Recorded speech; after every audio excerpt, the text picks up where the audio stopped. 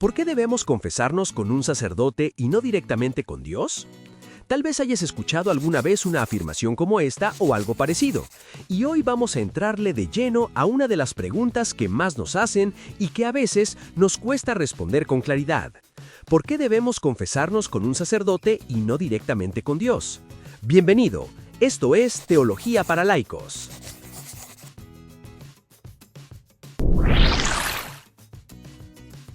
Parece que los que hacen esta pregunta tienen toda la razón del mundo.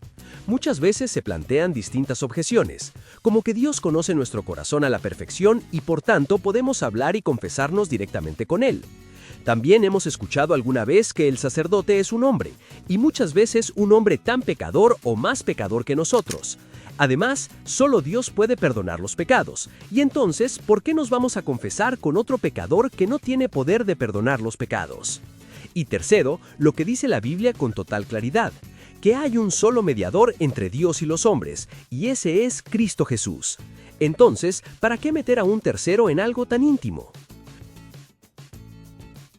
Parecen lógicas todas estas razones, ciertamente, pero vamos a escuchar los evangelios para profundizar y entender bien este tema, empezando con la narración de la curación del paralítico en San Mateo capítulo 9, del 1 al 8, que dice: Entonces entrando Jesús en la barca, pasó al otro lado y vino a su ciudad. Y sucedió que le trajeron un paralítico, tendido sobre una camilla. Y al ver Jesús la fe de ellos, dijo al paralítico: «Ten ánimo, hijo, tus pecados te son perdonados». Entonces algunos de los escribas decían dentro de sí: «Este blasfema».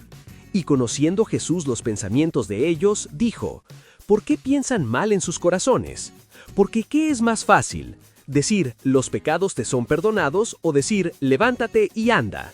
Pues para que sepan que el Hijo del Hombre tiene potestad en la tierra para perdonar pecados, dice entonces al paralítico: levántate, toma tu camilla y vete a tu casa. Entonces él se levantó y se fue a su casa. Y la gente al verlo, se maravilló y glorificó a Dios que había dado tal poder a los hombres. Veamos la escena. Jesús ve la fe de quienes lo traen y le dice al hombre: «Tus pecados te son perdonados».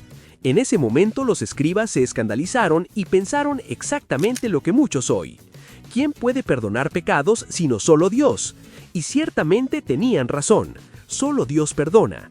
Y Jesús, para demostrar que Él tiene el poder de perdonar pecados, hace algo impactante.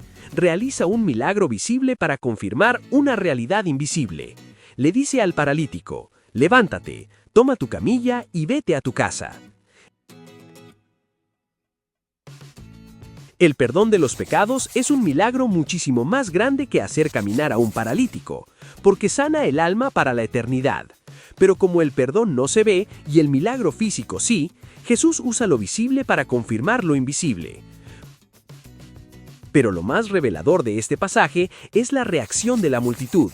San Mateo nos dice que la gente se maravilló y alabaron a Dios por haber dado tal poder a los hombres. Ahí está la clave. Dios ha querido que este poder divino esté presente entre nosotros. Él demuestra que tiene el poder de perdonar los pecados y entrega ese tesoro a su iglesia, pues dijo a sus apóstoles en Juan 20, del 23 al 25, «Reciban al Espíritu Santo. A quienes les perdonen los pecados, les quedan perdonados. A quienes no se los perdonen, les quedan sin perdonar». Sí, solo Dios tiene el poder de perdonar los pecados, pero su voluntad es la de dar ese poder a su iglesia. La iglesia, que es la que ha recibido ese poder, ha establecido que el perdón se administre a través de la confesión.